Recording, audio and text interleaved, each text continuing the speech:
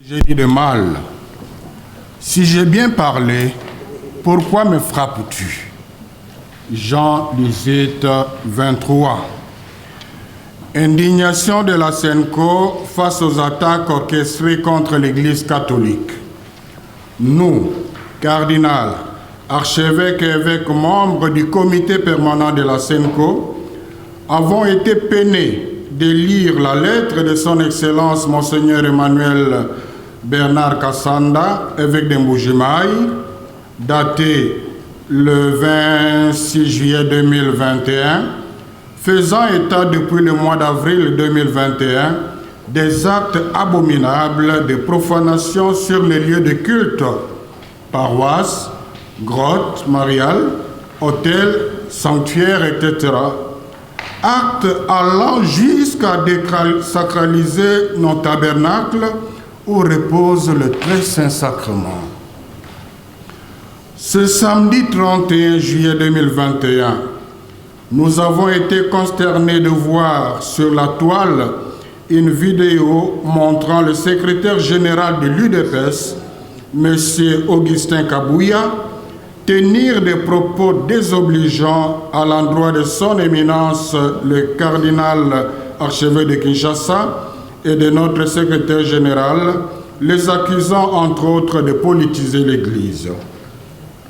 Juste le jour après, ce dimanche 1er août 2021, nous avons été une fois de plus troublés par les actes de vandalisme accompagnés des injures macabres posées à l'archevêché de Kinshasa et à la résidence de son éminence le cardinal par un groupe de jeunes non autrement identifiés qui, dans leur discours, ont repris certains propos du secrétaire général de l'UDPS. Notre peine est d'autant plus grande que toutes ces attaques manifestent une haine contre l'Église catholique. En effet, à cet effet, à notre connaissance, le cardinal n'a pas pris une position qui n'est pas celle de la SENCO dans le cadre de sa mission prophétique. La SENCO condamne fermement ces actes de violence inadmissibles qui sont une grave atteinte à la liberté religieuse et d'expression, mais aussi une entorse à la démocratie. C'est un grand recul sur le chemin de l'état de droit auquel aspire le peuple congolais. Pourquoi s'en prendre à la SENCO quand elle prêche la cohésion nationale? Pourquoi l'attaquer quand elle défend l'indépendance de la commission électorale indépendante, CENI, et ne fait qu'accomplir sa mission prophétique dans la recherche du bien-être du peuple congolais? Tout en condamnant ces actes ignobles, nous demandons à nos fidèles chrétiens et aux défenseurs de la démocratie de ne pas réagir violemment. La violence est l'arme de ceux qui manquent les arguments dans un débat démocratique et citoyen. Elle tue la démocratie qu'elle remplace par la dictature. La SENCO demande aux commanditaires de ces actes d'arrêter et au gouvernement de la République de prendre cette situation en main en identifiant ces inciviques qui ont opéré à visage découvert afin qu'ils soient sévèrement sanctionnés et que plus jamais pareille attaque ne se répète. Enfin, conformément à la doctrine sociale de l'Église, la SENCO réitère son engagement à poursuivre l'accompagnement du peuple congolais dans la consolidation de la démocratie et l'amélioration de ses conditions de vie. Pour l'amour des Congolais, la SENCO ne se taira point. Isaïe 62.1, à la signature, les évêques membres du comité permanent. Je vous remercie. Merci beaucoup, M. l'abbé.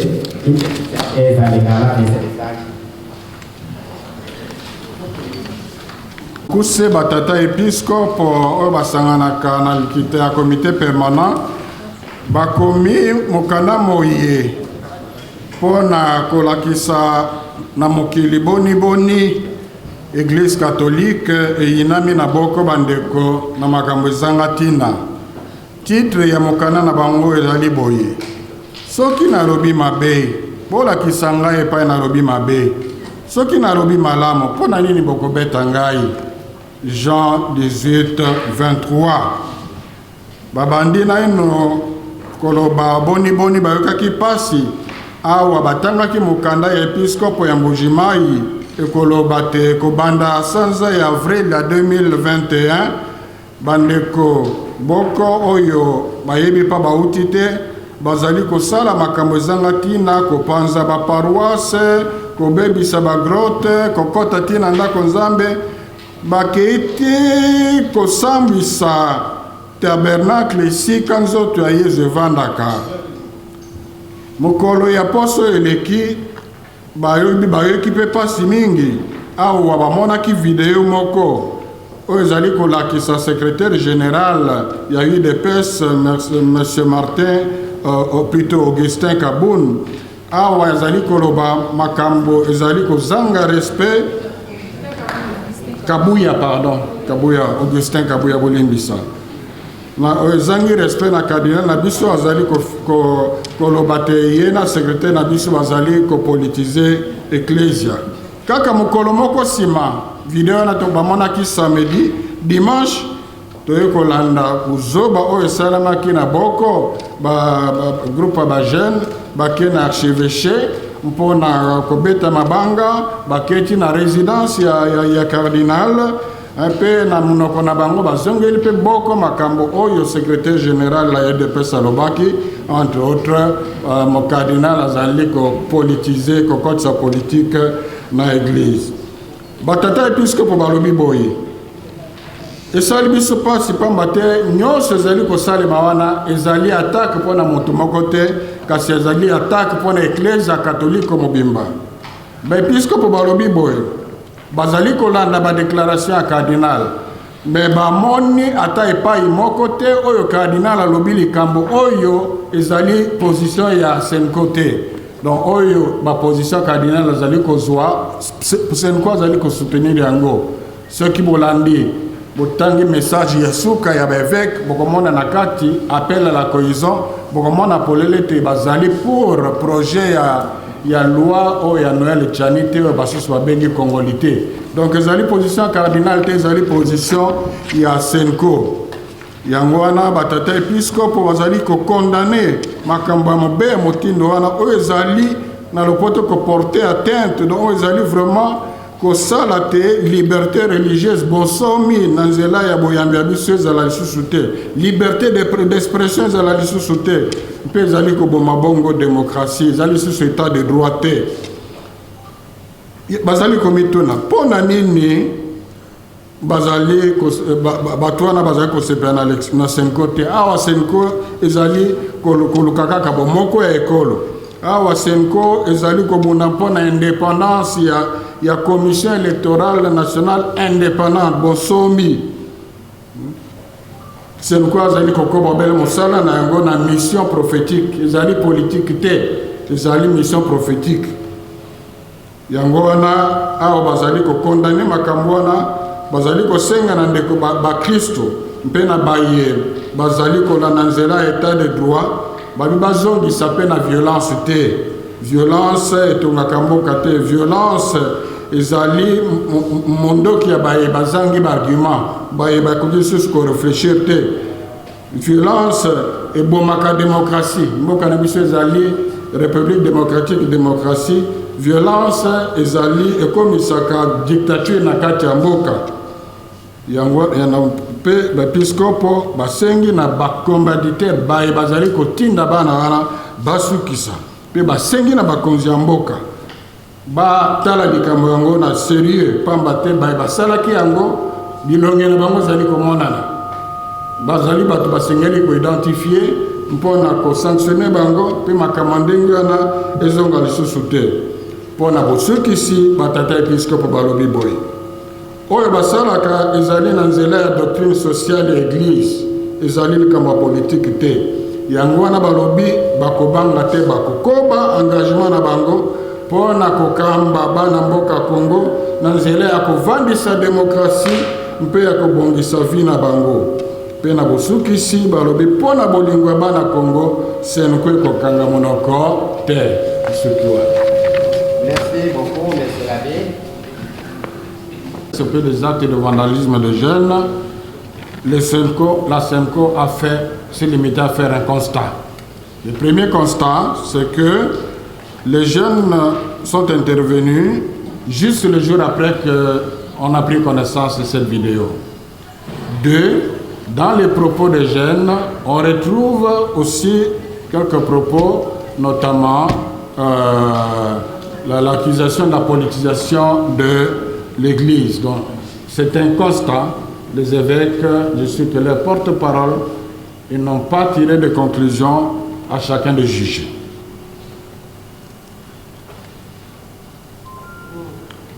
Alors, par rapport au candidat président de la CENI, s'il ne passait pas, on reviendra après. Par rapport à l'accusation de la politisation de l'Église, bon, je crois que c'est la mauvaise volonté parce qu'on s'est déjà expliqué plusieurs fois là-dessus. Ce que le cardinal, l'Église fait aujourd'hui, c'est ce qu'elle a toujours fait hier. Ce que le cardinal dénonce aujourd'hui, c'est ce que le cardinal Maloula a dénoncé. C'est ce que le cardinal Monsengo, que certains ont diabolisé et puis ils ont canonisé. Donc c'est la continuité. Et ciao, la même chose. Donc vous vous souvenez encore du pasteur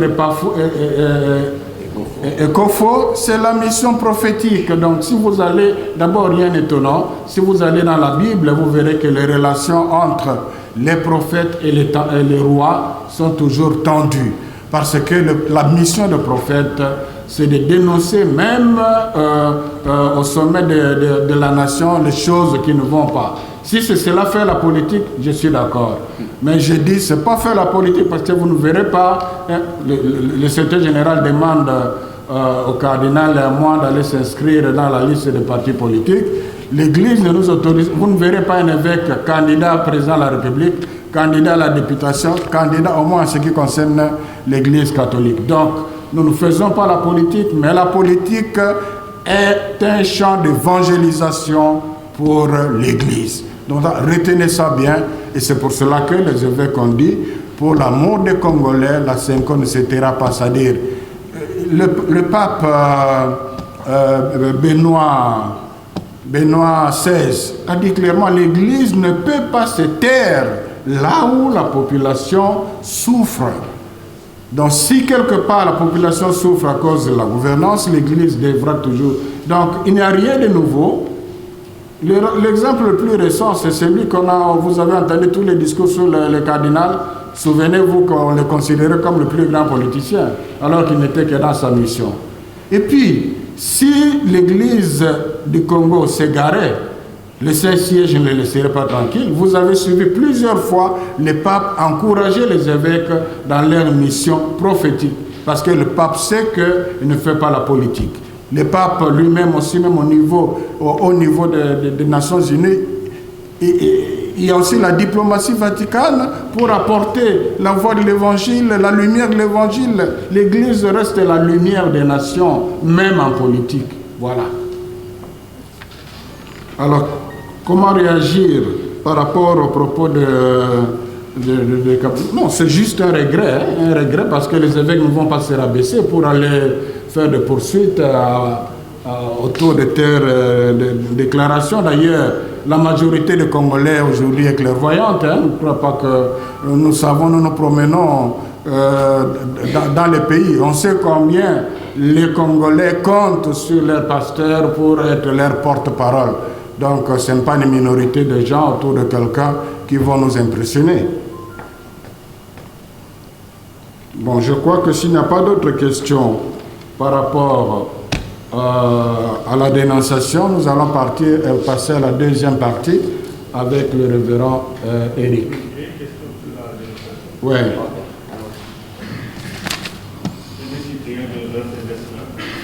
À propos de la profanation des lieux de culte, les profanations ont lieu depuis avril dernier. Ouais. Et je crois que elles sont publiques. Et depuis, on continue dans ce qui a été fait hier devant la résidence du cardinal. Il y a aussi ce nom de confirmation devant le centre de défense qui a été agressé de la Pensez-vous, croyez-vous à cette justice, d'autant plus que ce qui a été fait avant n'a pas été saisi, ni interrogé, ni sanctionné? Bon, je crois que c'est l'occasion pour nous de vérifier ce que vaut notre police et ce que vaut notre justice, parce que ces gens ont opéré à visage découvert. Vous ne me direz pas que notre police, donc on saura maintenant si on a quand même une police d'investigation avec des éléments évidents comme ça.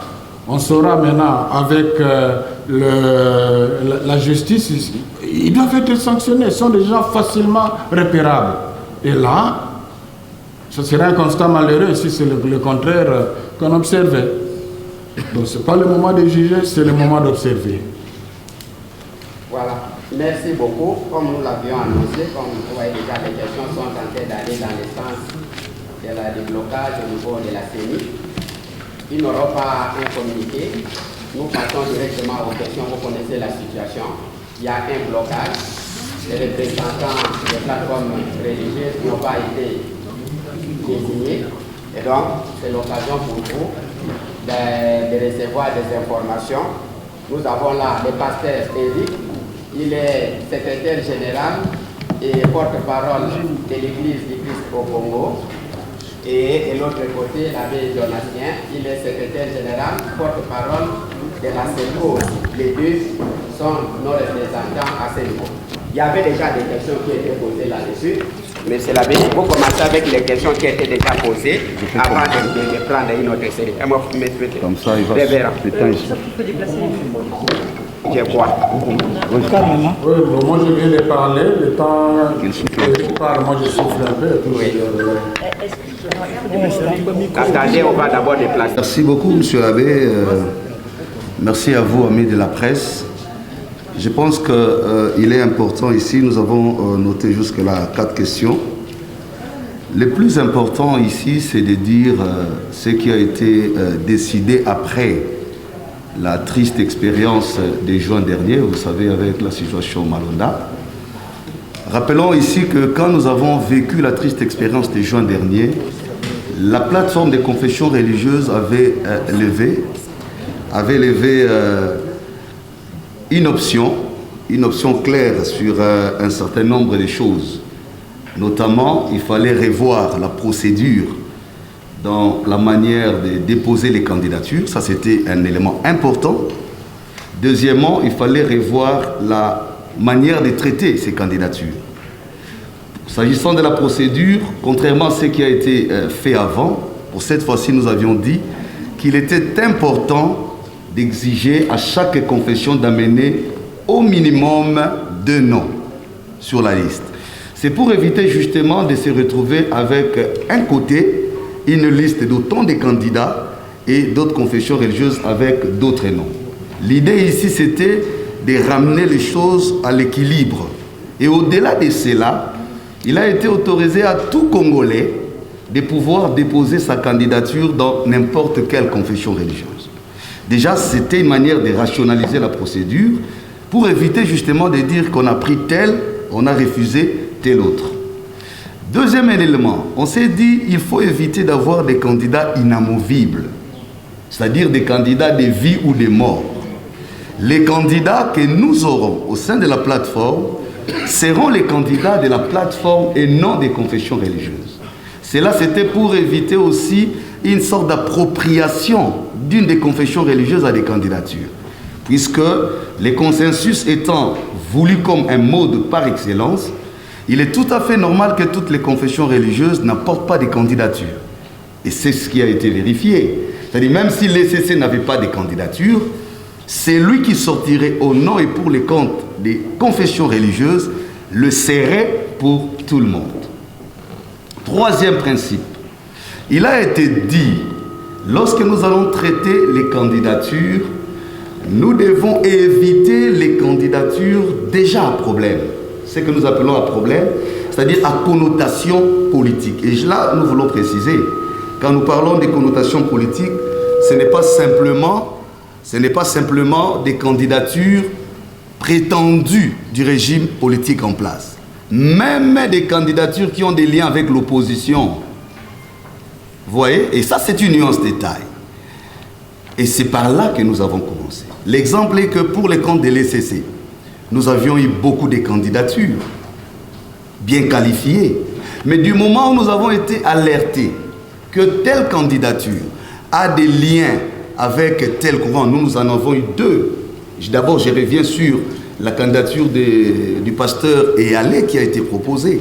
Si nous ne l'avions pas repris, pourtant ce sont des choses non justifiées et non fondées, mais seulement du fait que ça fait du bruit, qu'il a été candidat, et les partis qu'il a présentés, si bien qu'il a été comme indépendant, mais proche du courant Katumbi, sans même amener ces noms, déjà à l'interne, la commission qui a travaillé à l'ECC a retiré les noms. Et c'est pareil avec l'Église catholique. Il y a d'autres candidatures qui étaient sur la liste de l'Église catholique. Du moment où nous avons été alertés que telle candidature a des liens ou des rapprochements, ou pourrait attirer des discussions, créer des polémiques, nous avons pris soin. Et c'est ce qui a été demandé à chaque confession religieuse de faire. Donc ce n'est pas un préalable calculé sur la personne des candidats X ou Y. C'était un principe général. Et tout au long du processus, on a cessé de les répéter. Donc je commence par là pour nous dire qu'il y avait déjà des préalables adoptés par un engagement collectif par toutes les confessions religieuses qui ne devraient plus faire l'objet des débats à ce stade. Arrivons maintenant au niveau de la procédure elle-même. Je vous donne déjà les tableaux pour essayer de répondre peut-être à certaines questions. Vous avez appris. Rappelons ici que la plateforme des confessions religieuses est régie par une charte. Et l'article 18 de la charte dispose que c'est le président qui a compétence. Et ça, c'est le principe élémentaire de toute organisation, de toute administration, de convoquer la réunion. Nous sommes ici en une réunion ordinaire convoquée sur base d'un objet clair, la désignation de nos candidats à la CENI. Je vous épargne des détails des délibérations, mais la particularité ici, c'est que tous ceux qui ont été retenus sur la dernière liste sont passés par des interviews. Et ça n'a pas été fait auparavant. Donc, tous les candidats au même niveau ont eu le même bénéfice et ont été écoutés de la même manière. Mais quand on arrive maintenant à l'examen des candidatures, il ne faut pas confondre l'audition des candidats par la plateforme et l'examen des candidatures par la plateforme. L'audition est ouverte aux candidats, aux récipiendaires, tandis que l'examen revient à la compétence de la plateforme. Au niveau de l'examen, il y a deux aspects majeurs. Il y a les aspects liés à la technicité des candidats et il y a les aspects liés à la personnalité des candidats. Au niveau de la technicité, nous évaluons tout ce qui rentre dans la matière des gouvernances, de la mécanique électorale, les connaissances sur les fonctionnalités, l'expertise, les connaissances autour de la gouvernance électorale, du leadership électoral. Mais sur la personnalité du candidat, qui est pour nous l'élément crucial, nous évaluons l'indépendance du candidat vis-à-vis des politiciens. Nous insistons, on ne dit pas vis-à-vis du pouvoir, mais vis-à-vis des politiciens, opposants comme ceux qui sont au pouvoir. Nous évaluons l'éthique du candidat, sa réputation, ainsi que tout ce qui rentre dans le leadership et management électoral. Ce sont là les deux éléments sur lesquels on évalue. Et tous les candidats, les 4 sur la liste, sont passés au premier examen, c'est-à-dire sur les éléments techniques.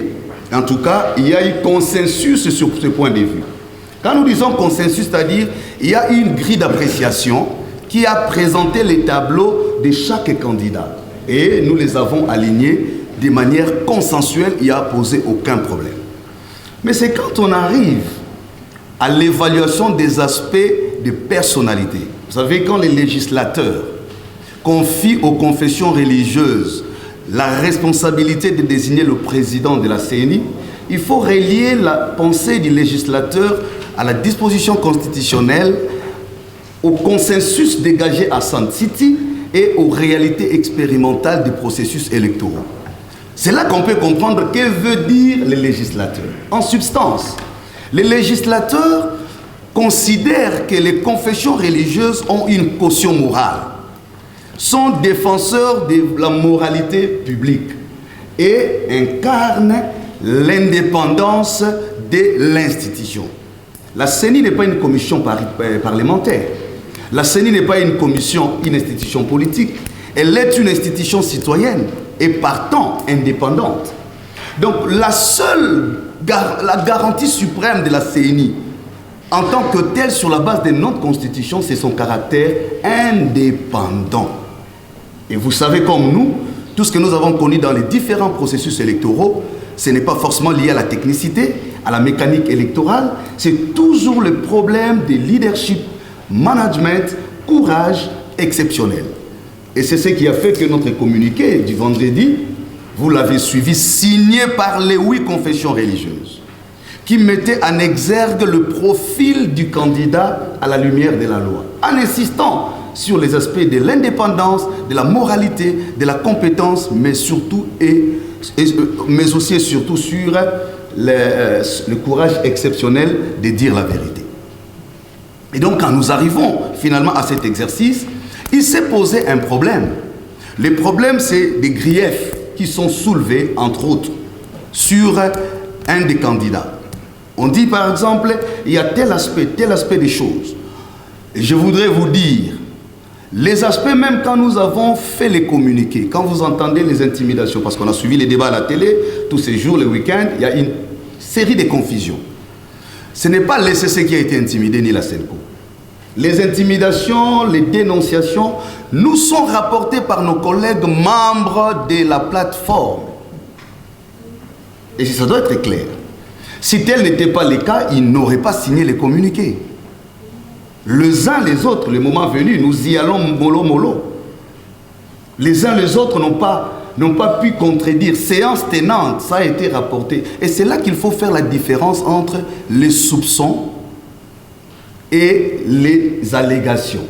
Il faut faire la différence entre les témoignages et les dénonciations. Quand on entend ces débats des droits en disant il n'y a pas de preuves matérielles, mais les juristes le savent, un témoignage vaut preuve, une dénonciation vaut preuve. Quand je vous dis que je ne passe plus nuit chez moi à la maison, parce que je suis victime de telles menaces, parce qu'on me dit si je ne pose pas tel acte, je subirai telle conséquence. Vous voulez quelle autre preuve matérielle? Et quand c'est là, les choses sont rendues publiques. Si les confessions ne les avaient pas rendues publiques, on aurait dit, mais pourquoi tout ce temps ils n'ont jamais dit? Mais vous avez suivi un communiqué. Communiqué signé, j'insiste, par les 8 confessions religieuses. Si le problème de preuve s'est posé, c'est à ce niveau-là qu'il devrait se poser. C'est là qu'on allait dire, nous ne signons pas ces communiqués parce qu'il n'y a pas de preuve de ce que nous affirmons. Donc il faut qu'à un certain moment, nous ayons tous le pied sur terre. Donc le faux débat qu'on veut soulever et dévier la question ne nous aidera pas. Je reviens dans le fait. Ce qui fait que quand on a mis en évidence tous ces éléments, les débats chez nous n'étaient pas de dire que les allégations sont fausses. Les débats qui n'ont pas trouvé consensus étaient plutôt de dire une partie, l'ECC, la SENCO estime que ces allégations sont de nature à jeter le discrédit sur l'indépendance du candidat. Ça affecte son éthique et ça touche à la réputation des confessions religieuses. Nous avons aussi une crédibilité à préserver. Une autre partie estime qu'il faut relativiser les faits au motif de dire est-ce que ces gens ont dit la vérité ou pas. C'est là le vrai débat. Le débat n'est pas autour de l'existence de preuves. Le débat est au niveau, faut-il considérer les preuves comme valables ou il faut les relativiser? Nous disons, elles ne sont pas relativisées parce qu'elle a dépassé le niveau du contenable. Vous savez, nous sommes église. Un chrétien qui commet une bavure vient voir les prêtres ou les pasteurs, confesse. Ça, c'est une chose. Si le prêtre sort l'affaire sur la place publique, il fait offense à sa clause de confidentialité, à son éthique. Mais si le même fait révèle le caractère du scandale et touche à la moralité publique, pour préserver les témoignages de l'Église, on les met sous suspension. Ça, c'est la pratique. Et nous parlons de ce qui se passe dans les milieux religieux. Les gens font le débat autour de la charte disant pourquoi n'êtes-vous pas allé au vote? Le vote est un mode qui intervient après avoir vidé les fonds dans le traitement d'un dossier. Et ça, c'est très important. On ne peut pas évoquer le vote comme un détour, un contour pour éviter le problème des fonds. Non. On en vient au vote lorsqu'on veut départager des candidats qui ont satisfait aux critères de l'éligibilité. Vous êtes un jury. On dit qu'il ne peut être délibéré que l'étudiant qui a 45%. Mais un étudiant à 25%. 5 membres de jury ont dit nous, 25% ou pas, c'est lui qui doit distinguer. La rationalité à quel niveau? Donc c'est ça, c'est là où nous sommes bloqués. Nous étions bloqués parce que nous avons dit, ben écoutez, vous avez entendu qu'on a dit, l'abbé Cholet a éteint la lumière, vous êtes sortis, il n'y a pas eu respect des candidats. Là encore, c'est terrible. C'est pourquoi nous exhortons nos amis de la presse, lorsque vous n'avez pas assez d'éléments d'information, la prudence exige de se retenir et d'affirmer. Je m'excuse, vous permettez, parce que je dois...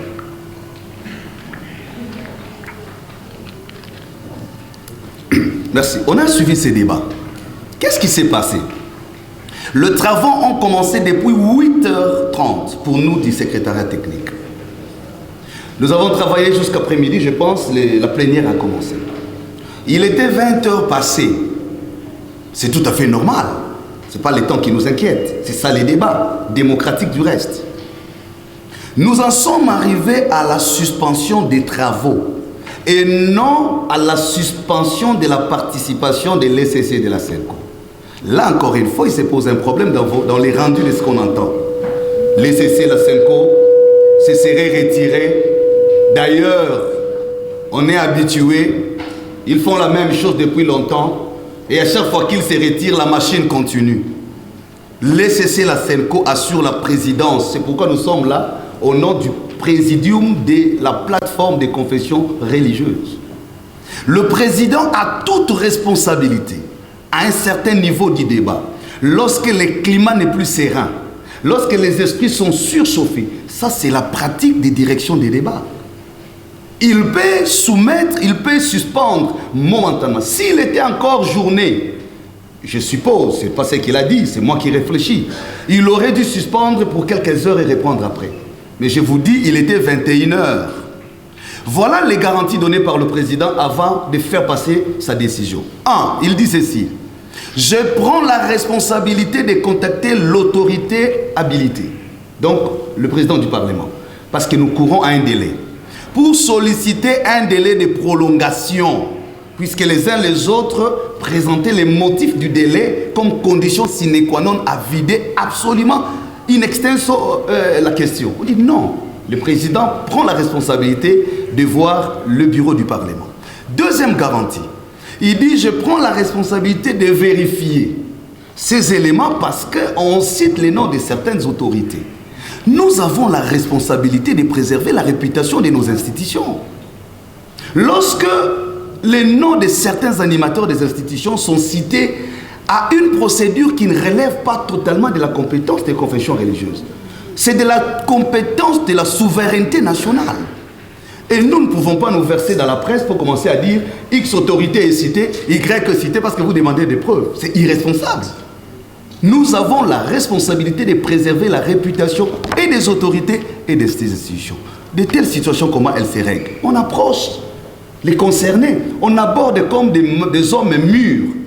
On trouve des solutions. La question devrait être posée. Est-ce que le président et le vice-président ont-ils ou non accompli leurs promesses? Oui, vous nous avez vus au bureau du président Bosso. Nous avons parlé avec le président pendant autant d'heures. La conséquence positive, vous avez appris qu'il y a eu prolongation. Parce que le président a écrit, Bosso a écrit au président de la plateforme pour accorder 48 heures de prolongation. Des investigations ont permis à pouvoir réunir les éléments qui nous semblaient encore une fois convaincants pour essayer de donner un point de vue clair à ce sujet. C'est à l'issue de ce travail, et vous avez suivi, que le président à reconvoquer les collègues pour poursuivre les travaux. Je pèse bien les mots. Nous sommes dans une situation de suspension des travaux, pas de suspension de la participation de qui que ce soit. Peu importe les humeurs sur ces entrefaites, ça n'affecte pas la légalité de cette suspension.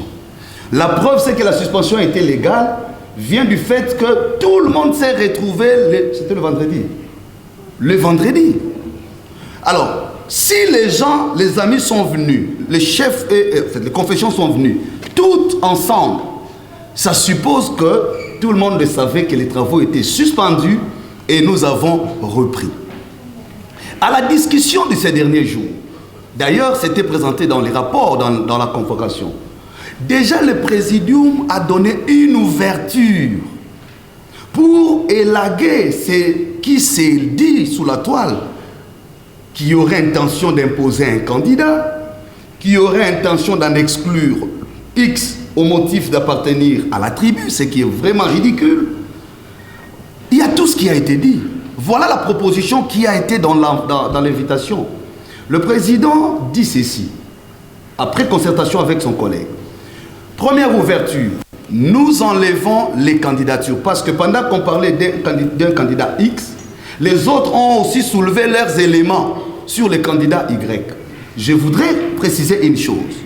On ne reproche pas à un candidat le fait d'aller voir un président d'une autre confession religieuse pour solliciter un soutien. Ça, c'est légal. On ne condamne pas un candidat d'avoir une appartenance à un parti politique. La Constitution garantit à tout Congolais la liberté d'opinion. On ne reproche pas non plus à un candidat d'avoir eu des entretiens avec qui que ce soit, même avec un acteur politique. Mais on reproche qu'une candidature devienne un agenda politique. Il faut faire la nuance.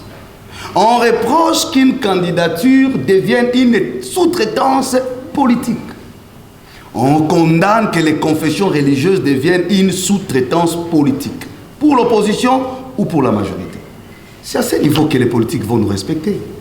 C'est à ce niveau que nous allons prendre de la hauteur. J'ai soulevé cela pour vider la question des accusations de X ou Y. Si bien que nous avons donné les éléments de défense pour affirmer que les candidats qui étaient proposés dans notre camp, même si vous soulevez tel aspect, personne n'a prouvé qu'il y a eu corruption et nous n'avons pas condamné nos collègues, si pour ne pas les citer. Tout le monde parle des Kadima Denis. Nous cessons de le dire sur le plan de technicité, notre compatriote a un CV calé. Et ce n'est pas l'affaire de Kadima en tant qu'individu. Nous disons ici, le problème, ce sont les agendas. Je ne voudrais pas vous rappeler comment la procédure législative sur la loi portant organisation de la CENI s'est passée. Ça, on laisse derrière. Donc, c'est à ce niveau-là qu'on a fait la concession. Voilà la bonne foi de notre côté. Si on avait dit nos candidats ou rien, le Congo, le peuple aurait eu raison sur nous. Mais nous avons dit, nous sommes prêts de retirer nos candidats. Et nous vous laissons la possibilité d'en proposer pour vous que nous allions sur des bases sereines. Pourquoi? Ça revient à ce qu'on a dit au postulat. Il n'y a pas de candidature de vie ou de mort. Est-ce que si un candidat X n'est plus là, il n'y aura plus d'élection au Congo? On ne peut pas conditionner un candidat qui devient déterminant des élections.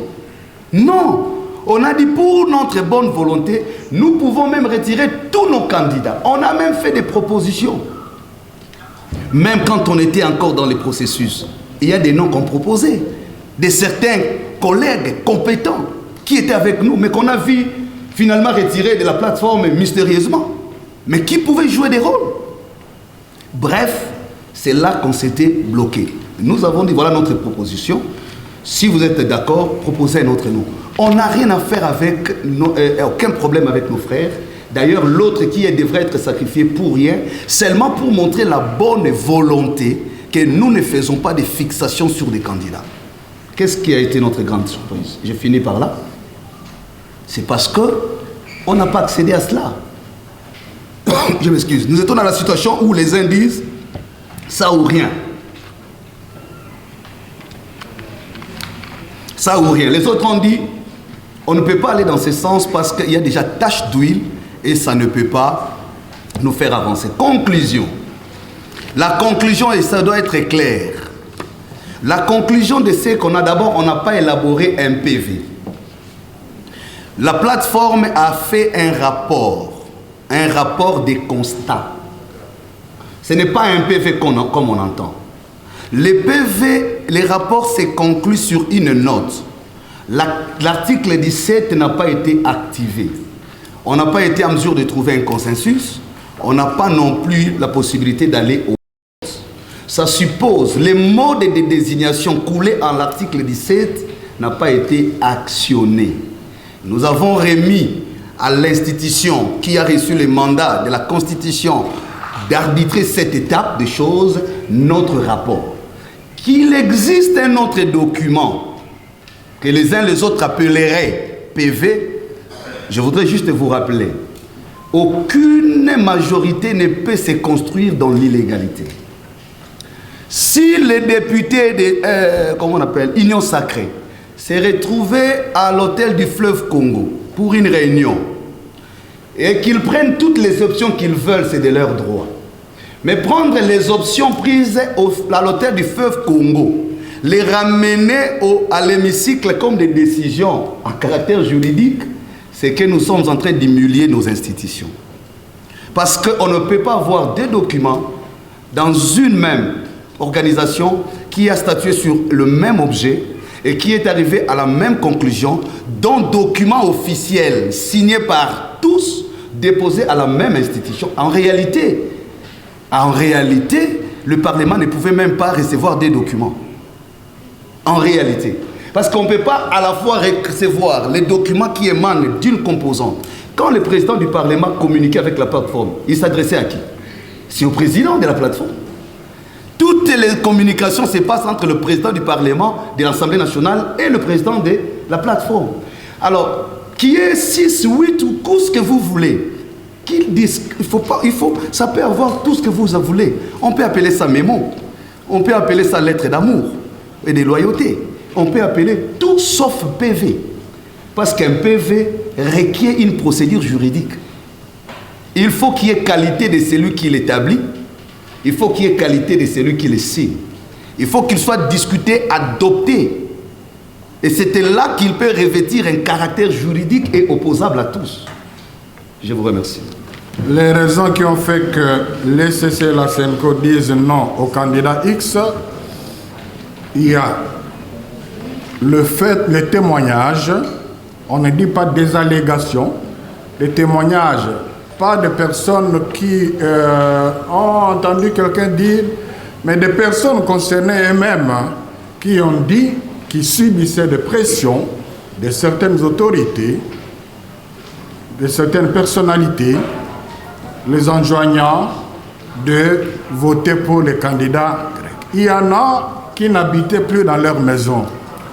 Sur base de ces témoignages, le révérend Eric l'a dit, tous ont signé une lettre dénonçant les intimidations et les menaces. Entre autres menaces, ce sont des menaces qui affectent l'indépendance de la CENI. On est dans un environnement où s'il y a quand même une... et puis, ce ne sont pas des choses qu'on va dire dans les détails. Ici, il y a personnalité. Alors, ça c'est le premier aspect. Donc, l'aspect dépendance, ça c'est vraiment, on a des preuves. Deuxième aspect, aussi des témoignages. Il y en a qui ont témoigné dans une plénière qu'ils ont été approchés par X personnes citées pour voter ce candidat moyennant une somme colossale. On n'a pas entendu ça dans les réseaux, dans la rue, et même on dit dans une plénière, et c'est dans un rapport. Et on a eu au moins 2 cas comme ça, l'autre c'était en dehors de la plénière. Donc, au regard des critères que nous sommes fixés nous-mêmes, comme a dit le révérend Eric, ce n'est pas à cause de l'expertise de confession religieuse qu'on leur a donné ce travail, mais c'est surtout à cause de leur moralité. Alors, Sonia Roller a posé aussi une question sur le deuxième candidat. Est-ce qu'on n'a pas confiance en lui? Non. C'est d'abord les degrés de témoignage sont différents. Pour le candidat X, moi je ne cite pas le nom, quand je parle X, Y, vous comprenez, je ne vais pas aller au tribunal, mais je ne crains pas le tribunal. Pour le candidat X, c'était des témoignages des personnes qui disent que moi, tel est venu m'approcher. Pour le candidat Y, c'est quelqu'un qui dit, un des chefs m'a dit, citez son nom, il n'a pas voulu citer. Alors que pour les autres, nous avons cité, c'était clair. Bon, donc c'est quelque chose qui nous a... Alors, on a compris que c'était une stratégie pour le mettre dans le même sac afin de sauver le candidat X. On a vu les pièges dans ce cas-là, et puis pour ne pas donner l'impression que nous, on ne veut pas de X au profit des Grecs, que le départ. Donc nous avons pleinement confiance en lui. C'est un homme qui aura toujours notre confiance. Donc ce n'est pas qu'on a cru à ce qu'on a dit, mais on a voulu vider un prétexte. Voilà. Alors je reviens, le passage, il ne faut pas accuser le président de la plateforme de n'avoir pas respecté la charte qui dit qu'en cas de consensus, il faut passer aux élections. Au vote plutôt. Alors, que ce soit clair, il y a des conditions pour passer du consensus au vote. La condition, c'est l'établissement de l'éligibilité de ces candidats par rapport aux critères que nous nous sommes fixés. Je donne un exemple beaucoup plus clair sur le plan légal. L'actuelle loi dit que pour être animateur de la CENI, il faut avoir au moins 30 ans. Alors, prenons un cas de figure où un groupe de confessions religieuses vient avec un candidat qui a 29 ans, qui a beaucoup de qualités. Toute l'expertise, la gouvernance électorale est là. Et un autre cas dit non, même s'il a toutes ces qualités, mais il n'a pas l'âge. Bon, on peut relativiser l'âge. Est-ce que dans ces cas-là, un président de séance responsable peut-il organiser un vote? Organiser un vote, c'est consacrer l'illégalité. La majorité voterait ces jeunes-là. Et alors là, nous sommes sur le plan mathématique, c'est clair, mais ici, nous sommes sur le plan éthique par rapport aux témoignages, aux allégations qu'on a considérées graves. Les conditions de légitimité n'étaient pas là. Donc, si on avait 2 ou 3 candidats qui étaient acceptables par tous, pour les départager, on irait au vote. Donc, on n'a pas refusé le vote, mais les conditions de vote n'étaient pas accomplies. Merci, c'est une question. Oui, okay. Ma question est celle-ci. Mike Papoto pour le code du top 243 News. Mais il y a quelque chose que nous avons trouvé de louche dans votre intervention et depuis le mardi 27 juillet dernier, c'est qu'il y avait un problème de manque de communication. Parce que nous vous avions suivi même dans la soirée, dessus. Malheureusement, on avait croisé, moi et Sonia Rollet, le porte-parole de l'ECC, Eric Senga, également avec le président de l'ECC. On avait l'impression que votre discussion interne se sont soldées à la quai des poissons. Et vous nous aviez dit que tout allait bien et vous allez leur suivre à la CIME. C'est ce qui a fait que nous puissions aller même à la CIME et on raconte une autre déclaration. On revient encore, hormis les 48 heures qui vous a été accordées par l'Assemblée nationale, la déclaration du président de la Senco ici s'est bien passée. Mais on se rend compte encore que l'un des groupes des 6 confessions religieuses se sont retrouvés là-bas vers 23 heures. On se pose des questions pour l'opinion. Par rapport à l'apologie du tribalisme, c'est lié avec la question des vraies raisons. Je vous assure que si rien ne m'a peiné dans mon travail jusqu'à aujourd'hui, que cette allégation d'avoir mis des candidats de côté parce qu'ils étaient kassaïens. J'ai suivi, les gens l'ont dit, mais malheureusement, on n'avait pas de preuves matérielles pour prouver le contraire. La vérité, nous l'avons dit, c'est que les 3 candidats qui étaient mis de côté, Denis Kadima, Sylvain Ilumbo et Jérôme Mbosso, par coïncidence sont kassaïens, personne dans la plateforme ne voulait les assumer. Comme a dit le révérend Eric, on traite l'aspect technique, c'était traité au niveau secrétariat. Mais maintenant, pour parler de la personnalité de quelqu'un qui les connaît, aucune de ces confessions religieuses, s'ils avaient assumé, ce serait une solution. C'est puisqu'ils avaient un agenda caché, comme ils avaient la candidature de Malonda, plus une autre candidature pouvait passer. Et voilà maintenant, comme on a bloqué, ils ont trouvé un prétexte en inventant cette histoire-là. Moralité, compte tenu de cette expérience-là, nous avions au niveau de la présidence de la plateforme pris toutes les positions, les dispositions pour enregistrer tout ce qui a été dit entre nous autour de cette procédure. Donc on a des éléments audio qui pourraient aussi, c'est pas pour humilier quelqu'un à la presse, mais devant les instances, montrer des affirmations de dépendance de ces candidats par rapport au pouvoir. Donc, ce ne sont pas des choses dites en l'air. Donc, la vraie raison, c'est qu'on a des éléments suffisants pour montrer les pressions au niveau de certaines personnalités du pouvoir sur le candidat X. Et ça, c'est déjà suffisant parce que la commission électorale doit être indépendante. Tous nous avons salué la grande expertise du candidat X. Personne ne l'a mis en cause. Alors, bon, évidemment, les autres ont voulu relativiser en disant qu'ils ne sont pas directement concernés. Mais on est dans un environnement quand le pouvoir vous adopte. Qu'est-ce qu'on peut espérer? Je crois que vous conviendrez avec moi que le président de la CENCO, le président de l'ECC, avait raison de ne pas trouver ce candidat éligible. Soutenir les candidats de Lamouka, mais c'est vraiment une idiotie parce que ce n'est pas seulement avec ces manifestations. Depuis 2 mois, Lamouka demande aux confessions religieuses de ne pas présenter un candidat CENI. Donc nous avons fait tout à fait le contraire de ce que Lamouka a demandé. Comment est-ce qu'on pouvait avoir un candidat de Lamouka et quand Lamouka nous empêcherait d'aller assister? Soyez quand même critiques, ces journalistes. Je crois que vous avez tous un minimum d'éléments pour critiquer. Il y a des questions qui ne devraient pas être posées à ce stade. C'est contradictoire. On a le candidat de quelqu'un, avant même de commencer, il nous dit qu'il ne faut pas aller. Eric l'a dit, il y a des candidats aussi valables du point de vue expertise. Je ne cite pas de nom. Mais que nous avons enlevé de la liste parce qu'ils sont des mèches avec certains du pouvoir qui ne sont pas du pouvoir, certains politiques. Donc nous avons voulu être corrects avec nos engagements par rapport... c'est le pays qui est engagé. Nous voulons des élections libres et crédibles ou pas. Toute la question est là. Ou alors qu'on fasse clairement les choses, on nomme quelqu'un. Il y a des pays où c'est le ministère de l'Intérieur qui organise les élections. Mais qu'on le dise clairement, plutôt que de chercher à utiliser les confessions religieuses comme une blanchisserie. C'est le rôle que la CENCO et l'ECC n'acceptera jamais.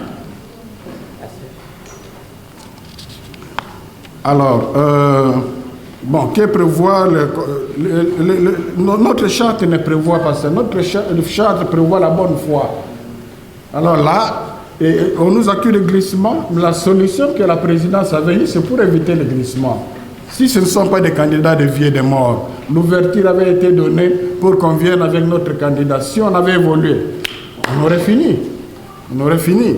Donc, je reviens sur ce que vous avez trouvé de louche. Je crois qu'il y avait un problème de communication. Quand le président de la plateforme a communiqué, il a dit que nous nous sommes mis d'accord. Il avait raison. Nous nous sommes mis d'accord sur les désaccords. Donc, on s'est mis d'accord sur les désaccords. Donc, ça signifie que tout le monde était d'accord que par rapport à la mission qui nous a été confiée, on n'a pas trouvé de solution. Alors, s'il y a autre chose qui s'est boutiquée à l'hôtel du Pleuve, alors qu'ils disent les élections 6 sur 6, non 6 sur 8. Voilà, c'est ça la Voilà, je vais juste compléter quelques éléments. Je disais, il y a quand même beaucoup de réalité dans ce que notre ami a dit. Nous avons besoin de vous, les amis de la presse, pour ce travail, parce que c'est notre pays, c'est notre patrimoine commun. Nous avons souvent l'impression qu'au niveau de l'opinion, il n'y a pas une bonne perception de ce qu'on appelle l'Église. On vous suit parfois dans les débats, dans les commentaires. Je vais combiner ces 2 questions. Est-ce que l'Église peut-elle ou non faire la politique et quel type de politique? Et cette affaire de tribalisme. L'avantage peut-être que nous avons, la CENCO comme l'ECC, c'est d'être des institutions ecclésiastiques et sociales. C'est-à-dire, en tant que telle, la direction d'une grande église, quand vous parlez de l'ECC, est-ce que vous vous représentez comment elle fonctionne? C'est l'ensemble des communautés protestantes Une seule communauté de l'ECC a une représentation nationale. C'est d'ailleurs la condition. Nous avons ce que nous appelons aujourd'hui confession religieuse, l'armée du salut. Elle fut notre communauté. Peut-être que vous ne le savez pas. C'est-à-dire en termes d'ancrage sociologique, en termes de représentativité nationale et internationale, l'Église catholique et protestante remplissent ces conditions. Donc ce n'est pas un président de l'ECC qui se réveille et commence à donner des décisions comme il veut. Ça ne se passe pas comme ça chez nous. Il y a des organes. Les décisions sont organiques. Et pareil, vous avez suivi les mots de la SENCO. Ça commence par cardinal, archevêque. Ça suppose que ce n'est pas l'affaire du porte-parole. Ce n'est même pas le président de la SENCO qui prend en lui seul ou de l'ECC en lui seul les décisions. Ça, c'est important de le savoir. Ce qui fait que nous sommes mieux implantés dans tout le pays. Nous sommes mieux pour parler de l'unité nationale. Beaucoup de partis politiques n'ont pas de représentation nationale. Vous entendez, on parle des églises dans le Kasaï. C'est que nous sommes dans le Kasaï, certains politiques n'y sont pas. Il y a des coins où l'État n'est pas suffisamment représenté, mais nous sommes là comme église. Ça, vous devez le savoir. Et c'est ça même notre humilité en tant qu'église.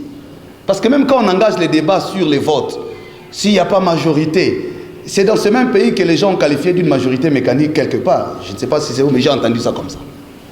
Est-ce que si vraiment on peut parler en termes d'ancrage sociologique, soit dit vrai entre nous, peut-on vraiment mettre sur balance les institutions ecclésiastiques qui n'ont pas que le mandat de désigner les présidents de la CENI?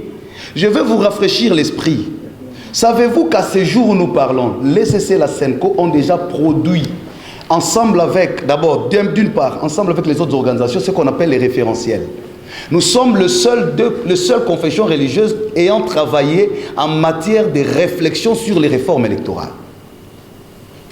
Des deux, au moment où nous vous parlons, nous avons déjà fini l'élaboration de notre projet conjoint sur l'éducation civique, sur la sensibilisation, sur le plaidoyer et sur l'observation. Donc si nous devons être rigoureux sur pied de l'article 10 de la même loi sur laquelle les gens sont en train de s'appuyer, la loi dit ceci, on peut vous la lire.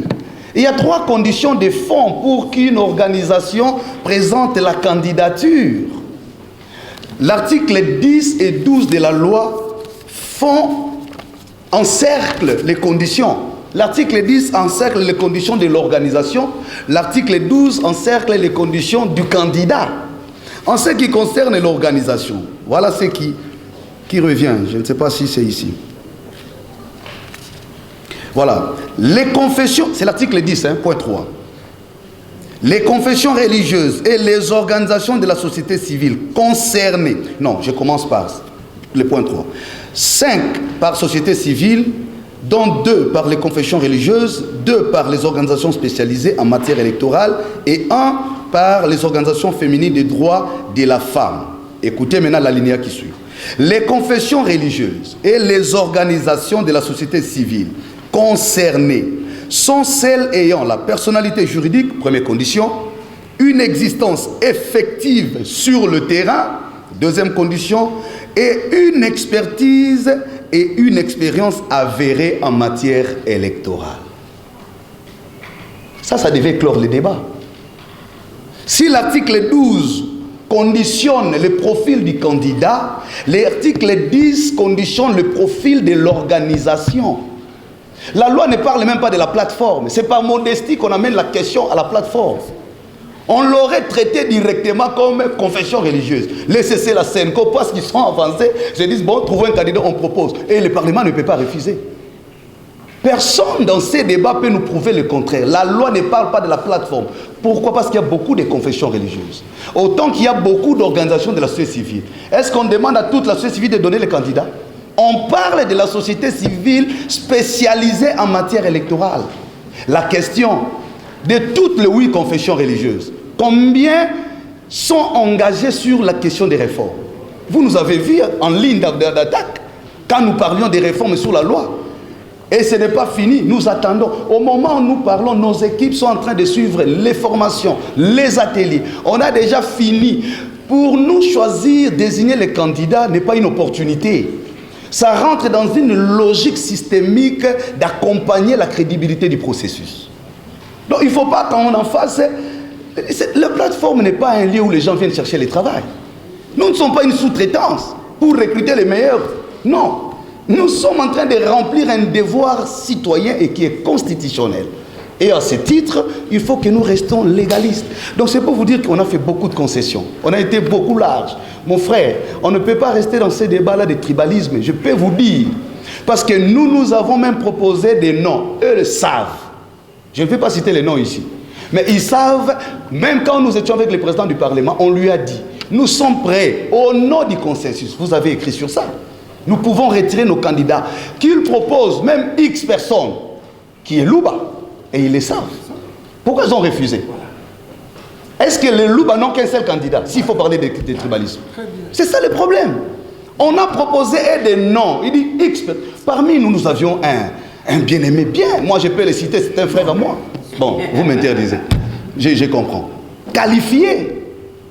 Nous avions dit en son temps, pourquoi vous ne proposez pas telle personne? Mais après, on l'a vu disparaître de la plateforme. Allez-y vous-même comprendre. Donc, il ne faut pas qu'on déplace les débats. Une église qui a des évêques, des messeigneurs, Louba, quelle est la confession religieuse mieux implantée dans les Kasaï comme le CC la Senko? C'est pas ici, c'est pas nous qu'on peut mener ces débats. L'histoire là, des fois passées, je vais chuter par là. Monsieur l'abbé l'a dit. Allez poser la question à nos amis musulmans. Qu'est-ce qui s'est passé au premier tour quand on a cité les noms de notre compatriote? On n'a jamais refusé. Ils se sont contredits entre eux-mêmes. Donc je crois que nous avons la bonne volonté. Et jusque-là, je crois que le présidium l'a dit. On n'a pas bloqué la machine pour chercher un quelconque glissement. On a fait ce qu'on a pu faire pour essayer de faire avancer. Donc la plateforme, la présidence reste ouverte à toutes les discussions parce que ce n'est pas à nous de décider la fin ou la prolongation des discussions. Il reviendra. C'est une question de souveraineté. Je pense que le temps... Vous savez, vous ne pouvez pas être rattrapé par la politique. Non. Bon, le modérateur, c'est lui qui a pouvoir. Je ne sais pas parler s'il me l'autorise pas.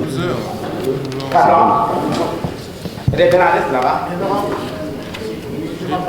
Oui. C'est Gaston Bouillon, de la télévision. Alors, de Rossard à Denis Kadiman, il y a toujours des problèmes. On n'a pas toujours les présidents de la CENI. Il n'y a pas de crainte pour les élections en 2023. Est-ce que vous pensez que nous aurons vraiment des élections en 2023?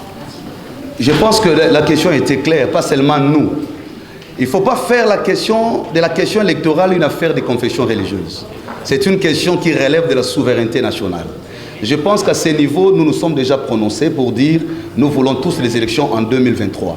Deux, nous ne sommes pas prêts pour le glissement et nous ne l'encourageons pas non plus. C'est pourquoi nous restons ouverts aux discussions. Nous sommes en train de dire, de donner le point de vue, pas pour faire polémique, mais vous nous avez reproché d'avoir moins communiqué. Il revenait à notre responsabilité de communiquer. Je crois qu'on va s'arrêter là. Merci vraiment. Donc, je suis désolé. On est vraiment en étant important. On continue par la prière. Alors, Monsieur l'abbé,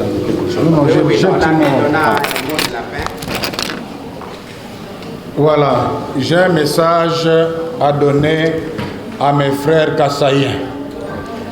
J'aimerais que ça leur parvienne. Qu'ils ne se laissent pas manipuler par un regroupement de gens qui ont d'autres intérêts que l'intérêt à eux de la population kassaïenne. Je le rassure ici que la Senko n'a rien contre les Kassaïens. La Senko n'a rien contre la tribu Louba. La Senko dénonce, là c'est de façon générale, dans le message des évêques, il parle de tribalisme de façon générale, mais la Senko n'a jamais été contre une tribu. Ce qui a été rapporté la fois passée, au moment où on traitait des candidatures autour de Malonda, qu'on a mis de côté des candidats kassaïens, c'est un gros mensonge orchestré. La vérité est que personne de ces confessions religieuses-là n'assumait une seule de ces candidatures. Au niveau du secrétariat technique, tout en sachant que c'était de Louba, Nous l'avons amené ces candidatures-là. Donc ces 3 candidatures étaient parmi les 6 candidatures. On savait qu'ils étaient Kassaïens. Bon, maintenant, on a traité l'aspect technique, compétences, ok. Maintenant, pour passer à la personnalité, parce qu'on était arrivé à la situation où, bon, mettons de côté la candidature de Malonda, recourant à d'autres candidatures. Personne ne voulait les assumer. Et les mêmes qui n'ont pas voulu assumer disent qu'on les a... Allez-y comprendre quelque chose. Est-ce qu'on est encore des religieux? Donc, mes frères Kassaïens ne se laissent pas manipuler. Moi, j'ai beaucoup d'amis, mais beaucoup d'amis Kassaïens, on continue à être amis. Et puis, bon, la Senko, ce n'est pas la même chose, il ne faut pas confondre. Ce ne sont pas des évêques à ce niveau-là. On a accusé le cardinal de tous les maux. Le chancelier du cardinal, son homme de confiance, l'abbé Georges Gilles, c'est un Kassaïen. C'est lui qui est, je peux considérer comme son ministre de justice, donc des affaires justices, l'abbé Luanda, c'est un Kassaïen. Ce que vous avez lu dans les réseaux, que son cabinet est rempli de... Je ne connais pas un équateur dans son cabinet. Donc il ne faut pas vous laisser... Il y a une intoxication, une machine d'intoxication dans les réseaux sociaux qu'il ne faut pas suivre, s'il vous plaît. L'Église est catholique. Catholique, tout universel, catholique. Et dans cette catholicité, il y a aussi le Kassaïen. C'est comme ça que nous avons tous été très peinés par rapport à ce qui se passe en Bujimaï depuis quelque temps. Donc retenez ça bien. Vous êtes manipulés par les gens qui ne voient que leurs intérêts et pas les vôtres. Retenez ça bien. Merci. Nakosenga na bandeko yangai ya Kasai, en particulier Baluba, balandanga malamu. Nazako landa na réseau makamu mingi bazako lobate, Senko alingi balobate. Makambo wana ebandaki na lokuta ya Mbaleleki. Mbaleleki tango tozala kotala ba candidature na niveau ya secrétariat technique tuyaki na ba candidat motoba. Na kati ya ba candidat motoba wana ezalaki ya ba Kassaïen misato. Denis Kadima zalaki na kati, Sylvain Lumbo na Jérôme Mbosso. Sikoyo tango le Sénat Senko en tout cas candidature ya Malonda moyen le kanate. Alors tu dis mais ba candidature mususu ezali. Batu bayebi bango, dina batu bayebi bango baloba. Ata moko te na kati na bango donc bawangani bango. Alors cardinal alobi me boni tokoki me boyebi bango te me dossier wana comité ya ndenge nini. Boni tokoki ko statuer sur mbatu oyo ata moko na muntu chef wa confession moko za ko assumer bango te. Vérité wana. E komi na sima balobio batie na mpemeni po baza bakase. Nzamba za komona. Ya mwana ba traité cardinal na tribaliste lokuta na koyebisa bino lelo chancelier na ye donc muntu azala ko la dirkab na ye. Donc yebi ba secret na ye azali Kassaïen. Muntu azali chargé affaires juridiques na archidiocèse à Kinshasa azali Kassaïen. Na tanga kina ba réseau que cabinet ya président etondi na bato Équateur na yebi ata mokote. Ce que bazali na yebi bangote c'est possible bazala pe. Donc bako sabino te bato o bazali ko manipuler bino mpona ba intérêt na bango moko mais ezali pona bolamu ya Kassaï te. Merci beaucoup, M. l'abbé. Merci, cher conférencier. Merci à vous aussi, dames et messieurs de la presse. Vraiment, pour vos réflexions, pour tout le travail. Nous pensons que vous avez éclairé